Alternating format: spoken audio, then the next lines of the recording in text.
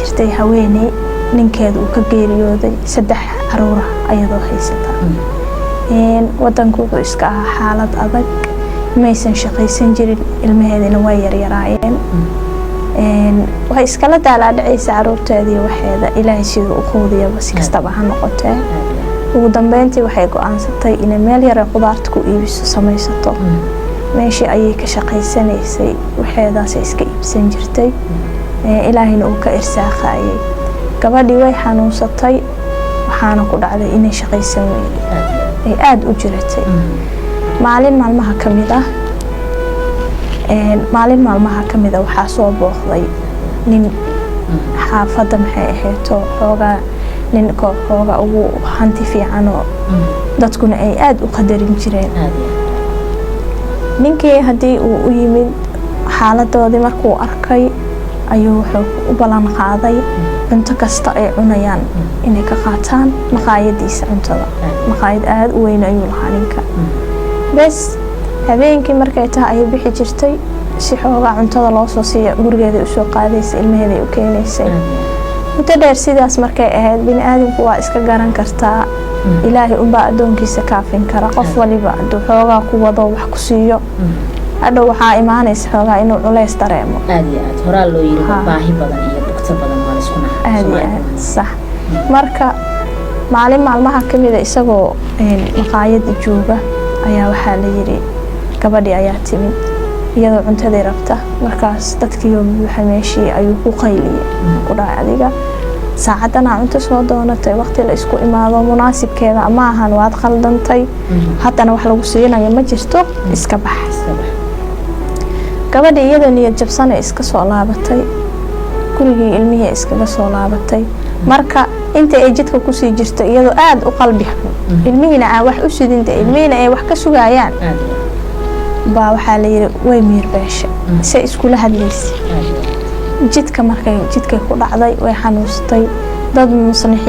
dad muxsiniin ah oo imaaday gabadhi waa la qaaday waxaa loo qaaday gurigeedii bes dhowr maalin adiga muddo 3 maalin ah ayay meheradii ka maqnaatay marka meeshii ninkii maalmaha kamid ah soo iska jiifa ayuu banaanka u soo baxay oo arkay maqaayadii aan socod badan ba lahayn fikir intuu meel la fariisto wuxuu go'aansaday inuu cuntooyinkana bedelo oo cuntooyin sidii hore ka tayo fiican xoogaa sameeyo lacagtina uu qiimo dhimis ku sameeyo si macaamiisha ay u soo laabtaan asagoo sidii ku fikiraya ayaa waxa ku soo dhacday gabadhii markaa wuxuu u wacay nimankii meesha ka shaqeynaya wuxuu dhahay heblaayo goorma idinku dambeysay maya wuxuu dhahay heblaayo xalama nii timid oo cuntooyinkii wax ka mid ah ma siiseen maqaad marka waxay dhaheen 3 maalinba noomaysa imaanin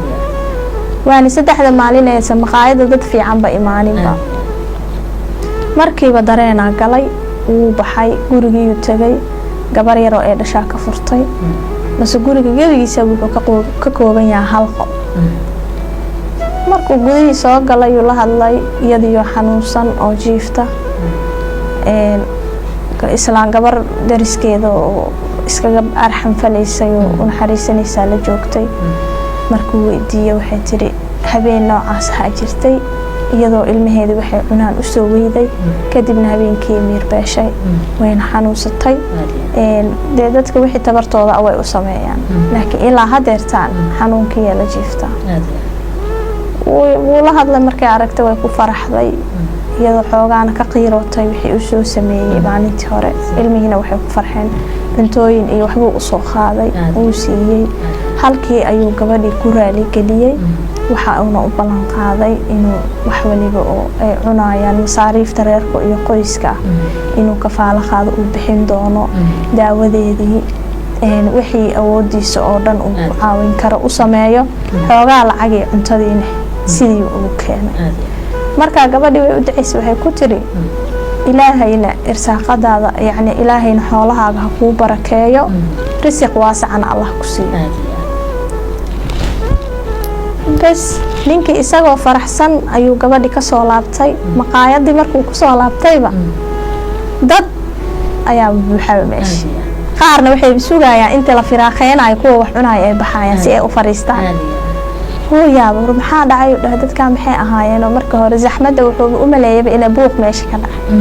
nimanka dhalinyarada markuu weydiiyeen waxay dhaheen anaga dadka cunto inaa siinay noogu joogan marka waxay dhahay ilaa goormee saa noqdeen hadda muddo 2 saacadood ah waana loo buuxaa xitaa cuntooyin aan ku maareeyna ma heeno